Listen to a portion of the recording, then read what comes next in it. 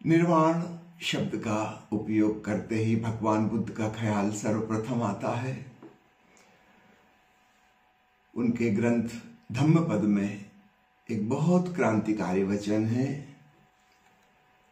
जिसमें वे कहते हैं कि जो व्यक्ति श्रद्धा से रहित है, जिसने तृष्णा का वमन कर दिया है, अकृत निर्वाण को जान लेता है, वही उत्तम पुरुष है।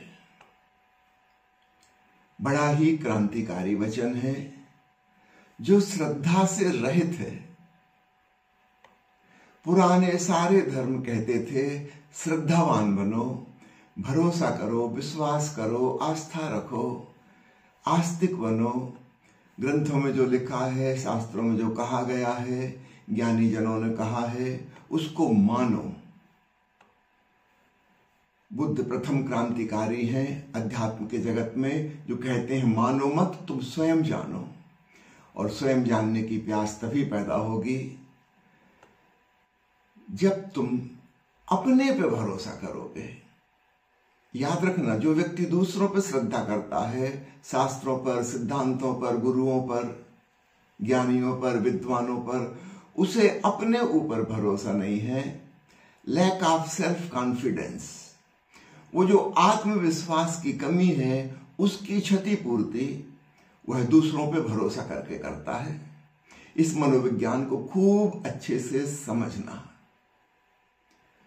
चूंकि हमें अपने पे भरोसा नहीं है, हमें अपने पे शंका है, हम अपने आप को निंदात्मक दृष्टि से देखते हैं, हम अपने आप को किसी योग्य और लायक नहीं समझते, इसलिए हम दूसरे का सहारा पकड़ना चाहते हैं, हम किसी पे भरोसा करना चाहते हैं। यह बात खूब अच्छे से हृदयंगम कर लेना और तब सब प्रकार के भरोसों से, श्रद्धाओं से तुम मुक्त हो जाओगे। और केवल तभी यह संभव है हम आत्मविश्वास पूर्वक, आत्म प्रेम और आत्म श्रद्धा के साथ सत्य की खोज में चलें। सत्य को मानना नहीं है, स्वयं जानना है। दूसरों की कही गई बात मानने से, सुनी सुनाई बात को भरोसा कर लेने से हमारे भीतर सत्य की खोज ही बंद हो जाती है। जब खोज क्यों करें, जब हमने मान ही लिया। शास्त्र में लिखा है, बड़े बड़े महापुरुष कह गए, अब हमको क्या जरूरत मानने की, हमें क्या जरूरत जानने की, हमें क्या जरूरत कुछ भी करने की, तलाश करने की। ये हमारा आलस्य है जो हमें विश्वास करवाता है। अगर हम नहीं मानेंगे, भरोसा नहीं करेंगे, तो फिर बड़ी जिज्ञासा और उत्सुकता पैदा होगी कि सत्य क्या है।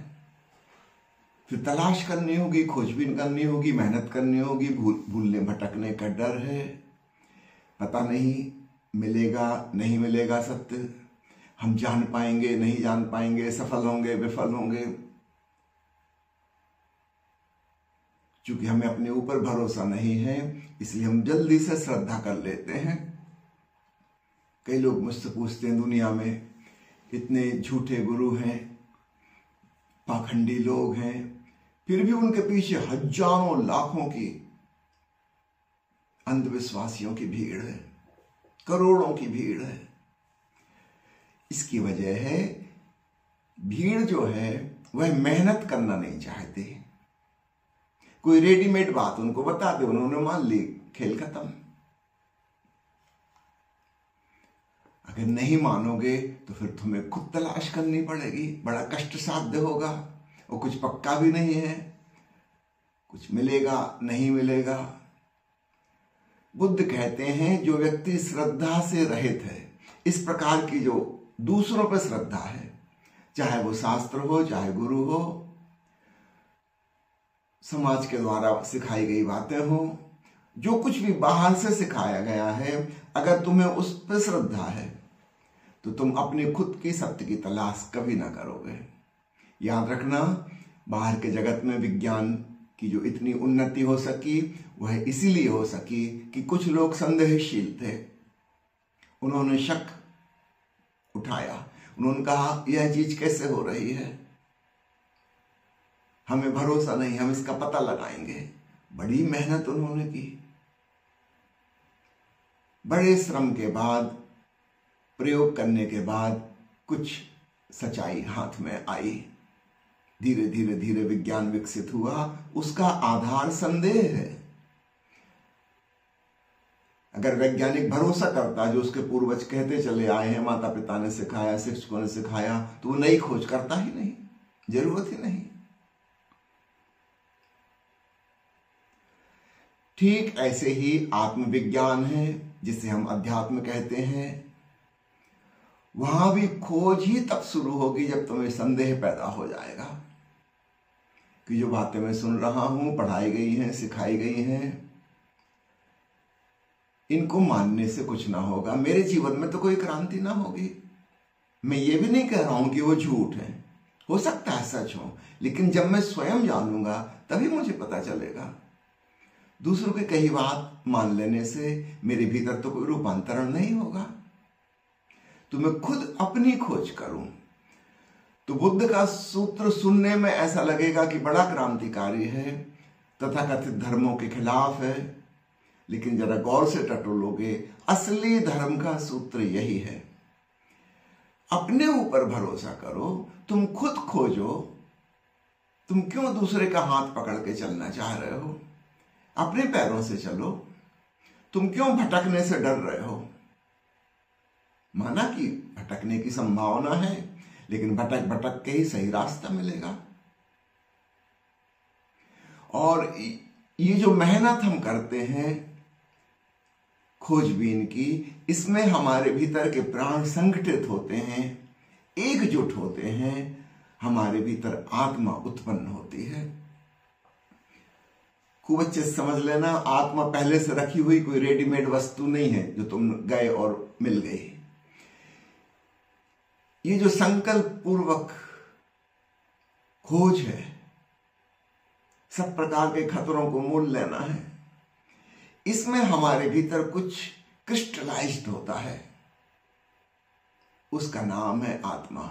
हमारे भीतर चैतन्य जागता है, उसका नाम है चेतना। श्रद्धा कर लेने से, मान लेने से हमारे भीतर वो जो कंडेंस्ड कॉन्शियसनेस है वो पैदा ही नहीं होती, उसकी जरूरत ही नहीं पड़ती। इस बात को खूब अच्छे से समझना। हम ऐसे ही आत्मा की खोज में लग जाएंगे, मानकर, श्रद्धा करके, तो कभी भी आत्मा नहीं मिलेगी। खोज से आत्मा उत्पन्न होती है। ऐसा कहो कि वो जो तलाश है, संकल्पपूर्ण, संघर्षपूर्ण, भटकन और चुनौती, उन सबको फेस करने वाली, उस फेस करने में हमारे भीतर हमारी प्राण ऊर्जा संगठित होती है, एकजुट होती है। वो जो खंड खंड हमारा चित्त यहां वहां भाग रहा था, जब हम एक की खोज में लग गए तो वह सब एकजुट हो जाता है। आत्मा को जन्म मिलता है।